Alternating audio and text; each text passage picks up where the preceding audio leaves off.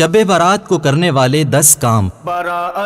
14 شعبان کی نماز عصر کے بعد عبادت میں مشغول رہیے کہ نامہ اعمال تبدیل ہونے کا وقت ہے۔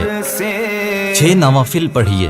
15 شعبان کی مغرب کے فرض و سنت وغیرہ کے بعد 6 رکعت نفل 2 رکعت کر کے اس طرح ادا کیے جائیں کہ پہلے 2 رکعتیں درازی عمر بالخیر، دوسری 2 رکعتیں بلاؤں سے حفاظت اور تیسری 2 رکعتیں صرف اللہ تعالیٰ کا محتاج رہنے اور غیروں کی محتاجی سے بچنے کی نیت سے ادا کریں کہ برکتوں سے مالا مال ہو جائیں گے۔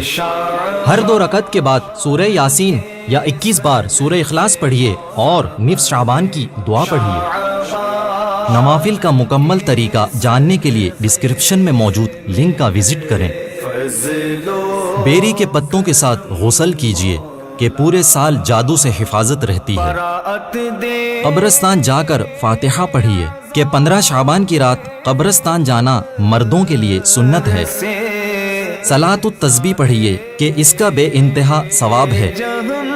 آتش بازی سے بچیے کہ وقت اور پیسہ دونوں کا نقصان ہے اور یہ مال کا ضیاع، حرام اور جہنم میں لے جانے والا کام۔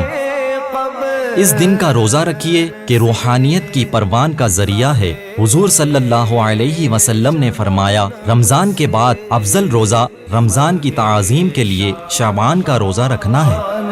تمام گناہوں سے توبہ کیجیے کہ چند گناہ ایسے بھی ہیں جن کا کرنے والا اس رات بخشا نہ جائے گا، کہ اس رات تمام اعمال اللہ تعالیٰ کے حضور پیش کیے جاتے ہیں۔